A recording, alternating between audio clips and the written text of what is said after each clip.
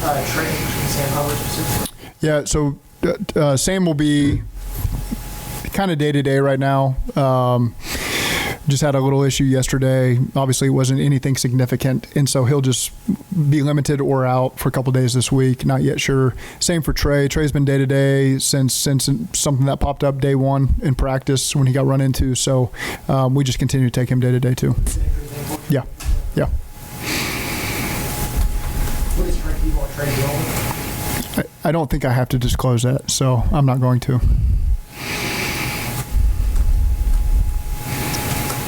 Any update on Jamar? Is he still same plan in place? Yep, same plan. At this point, it's 4 days, no practice. Are you willing to call it a hold-in based off his contract? I feel good about how we've communicated. How has he been able to participate in walkthroughs? He and I have been on the same page with everything he's done. Has it looked good? What have you done so far? I've been pleased with his interaction with his teammates and helping some of these young guys. So again, he and I are on the same page. I see that he's been talking to Jermaine on the top line, really involved when guys are doing drills. Yep. I mean, how important is that for their development as they kind of get in and get a feel for what he's like on practice as they're trying to find their role as well? How important is that for them to have that interaction with him? Yeah, critical. It's one thing for the coaches to be telling you something, and it's another thing when it's veteran players, which at this point, Jamar, T, those guys are veteran players, and so they've taken on that role. They've done a great job with it.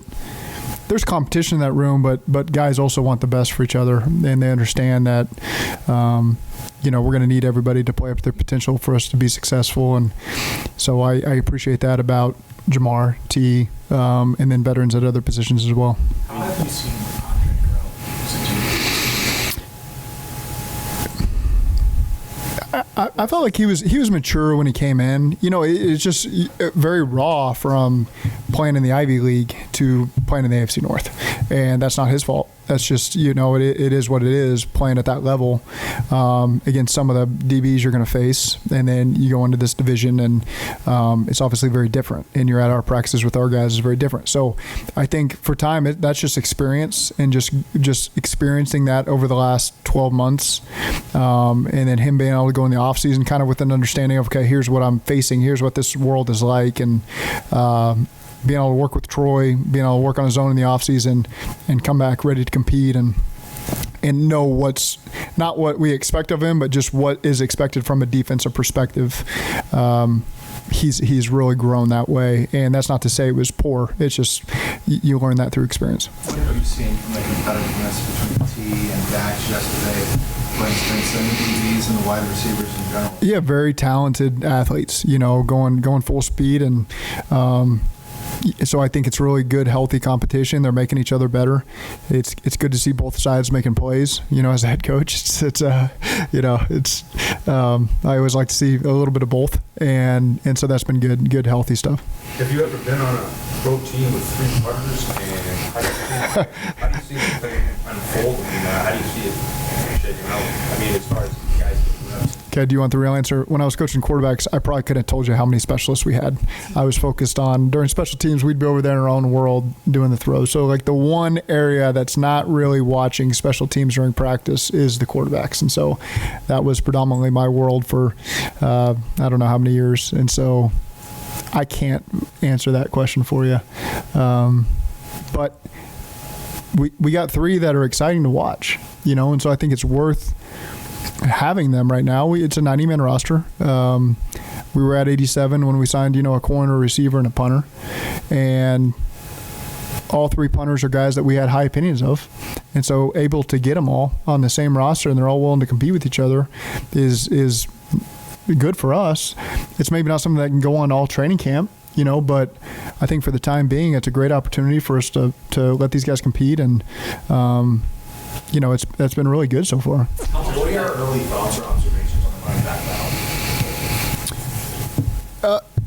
Today, it's not a battle right now. That will come with the pads, and that comes as things shake out. Right now, it's a lot of confidence in that group overall, And once you put the pads on and it's real protection and it's real getting to your check downs, it's real, hitting the right hole in the run game, that's when it really ramps up. And so right now it's just getting everybody up to speed so that when pads do come on tomorrow, we're all ready to compete for real. And so I'm really excited about that room. I would say that room through the first several practices has been what I was hoping to see. So that's been really good. I think Justin Hill's done a great job with that group, and so I am excited to see once the pads come on if they can continue to sustain that. What did Andre show you guys? Think that he could move from a slot? I know it's still early, but what did you see from him? Yeah, I think it just it's going to allow flexibility with him because he'd been predominantly year one. Sometimes it is easier for those guys to come in and play outside. That's just you can learn the offense that way, and then as you get more comfortable with it, you can move inside because you understand all the concepts better. And so with a big target, we've always been TB had just always been the slot for us. And so now that TB's not here, it allows you to experiment a little bit more with how we want to utilize everybody. And so again, Andre's seen a lot of that tape. He knows what the expectation is. There was a lot of nuance there that TB was unbelievable at. That's why he majored in there.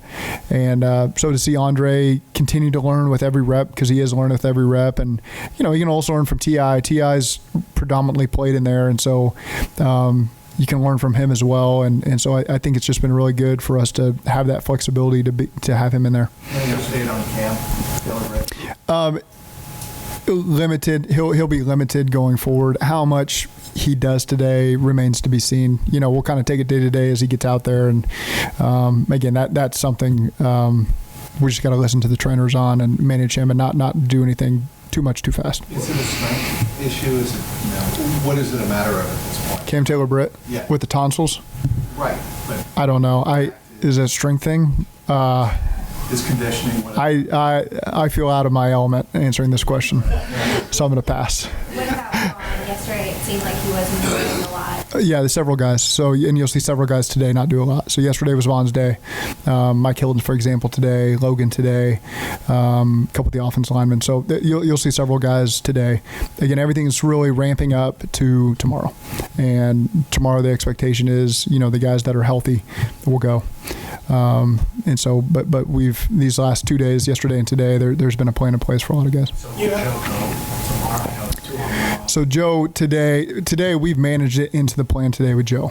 And so if you're charting Joe's throws today, you'll be disappointed because there won't be a lot of them. But it was, instead of giving him the day off completely, we were able to really structure practice to where it is a half day off kind of. So will he throw tomorrow? There will be a period at the end of practice where he doesn't go, and that's designed.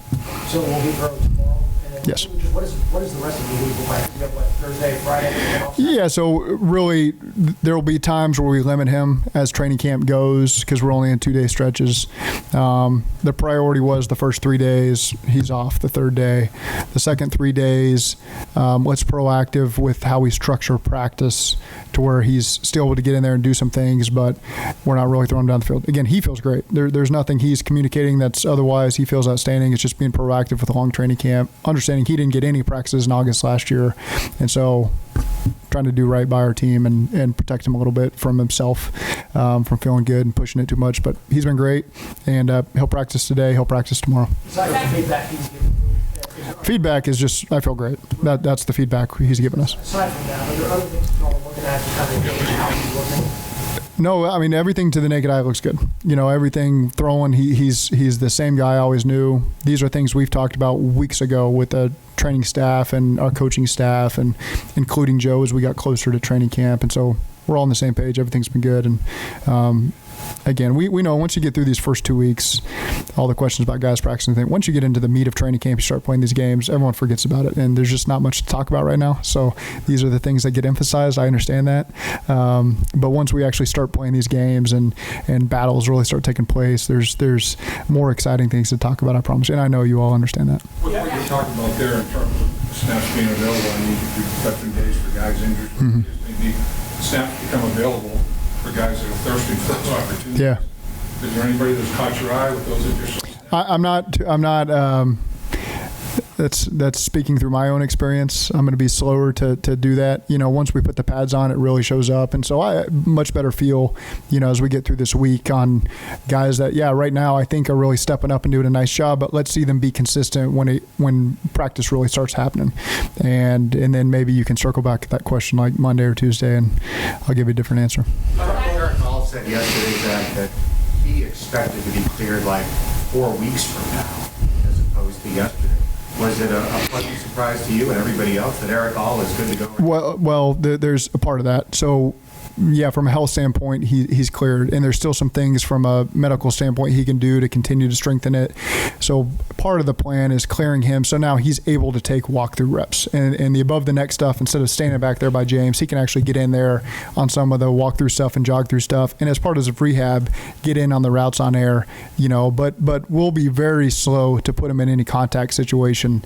That may be, who knows? I'm not going to put a timeline on that, but that's probably closer to what he's thinking and talking about. He's never been through this before, so we just wanted to get him involved so he can start really stressing the mental side of things, and because it is different, obviously from college to pro, and so we wanted to start challenging him that way. Zach, 6 teams drafted quarterbacks early in the first round this year, and decisions made on when that quarterback's ready. You've been through that situation of deciding. How do you know when a rookie quarterback's ready? And if you were to think of a couple things that it's like, hey, we need to see this, what's that for? Very, very different. I mean, every team is in a different situation with their backup quarterback, with the way their team's structured, with what they've done in the offseason training camp. Ours was unique. We had the number 1 pick in the draft, so we got the best player. And number 2, it was COVID, and we didn't start practicing until August 15th. So we had to make a decision. We're going all in with Joe. And, we hadn't physically seen him in NFL training camp by the time we said he's the starter. That was just a decision we made, and it worked out for us. It's not, I can't speak for the other teams, the process they have to go through. There's a lot of decisions that have to be made there, and that's not my problem.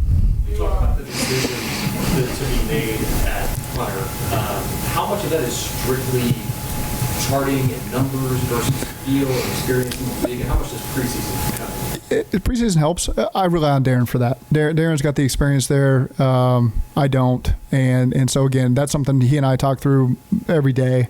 But, again, at the end of the day, I trust his experience and his knowledge and what he's trying to get out of those guys in practice. And because there's plenty of times where you're watching and you may think something in regards to a special teams play when he's directing that. That's what he's trying to get out of the play. And so I'm the same way sometimes. So I just trust, that we'll let this competition take shape over some time, several weeks, and we'll see how that plays out. Paul liked that. Paul got it. Paul was the first one to get it.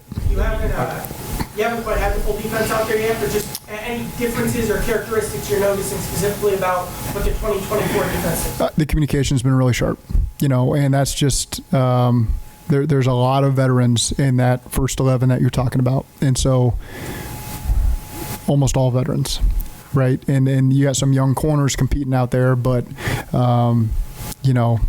Geno Stone in his 5th year, Vaughn in his whatever year, all of our linebackers are back. Mike Hilton, the front 4 guys are all veteran players. So they're on the same page with verbal, nonverbal. I mean, they're one step ahead a lot of times on what scheme is coming at them. So I would say, and that's not a knock on anybody, it's just when you add 2 veteran safeties that have played a ton of NFL football on the back end, that's what shifts everything forward, and so that's been fun to see. I'm not as smart as Paul to help me out here. I think are the pads come on tomorrow, right? I don't know where that shot. I was laughing because I said several, and I think he picked up on several can mean a lot of different things right now based on last year. But pads come on for us tomorrow. I just wondered if you had tweaked anything down, off of last year.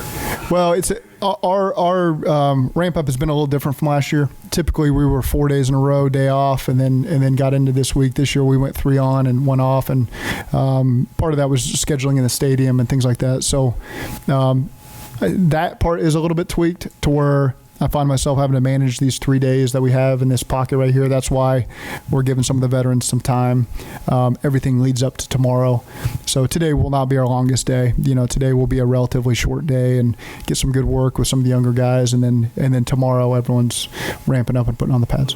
Logistically, Zach, how much are you looking forward to having everyone in the same locker room when it opens? It is. I can't wait for the lock. I mean, I've seen it. I go in there often. It's unbelievable. Players are going to love it.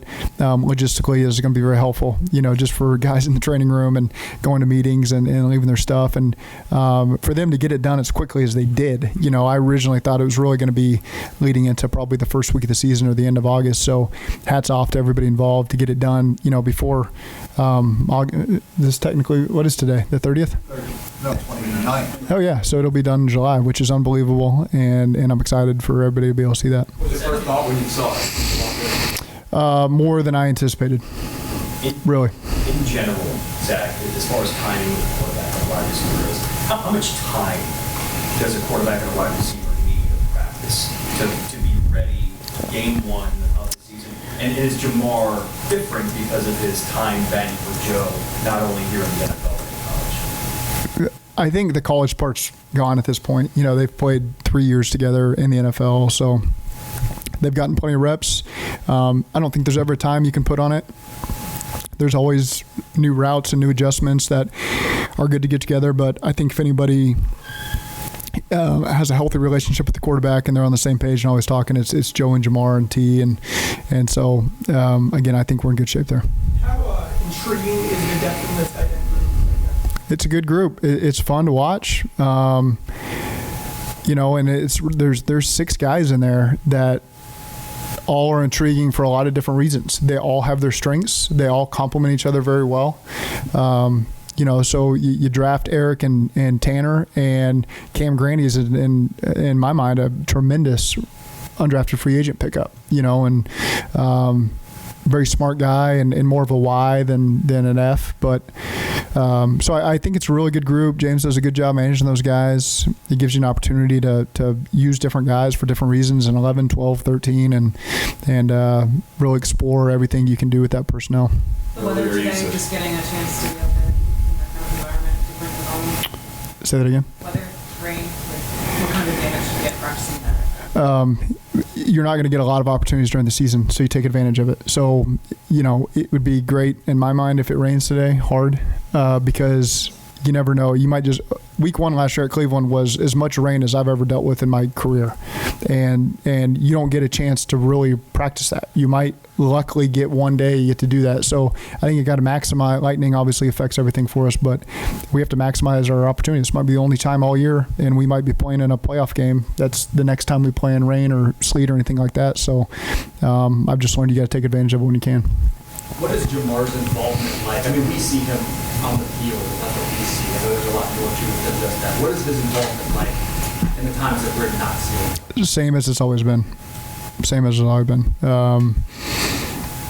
Very aware, very engaged. Same as it's always been. Good, positive.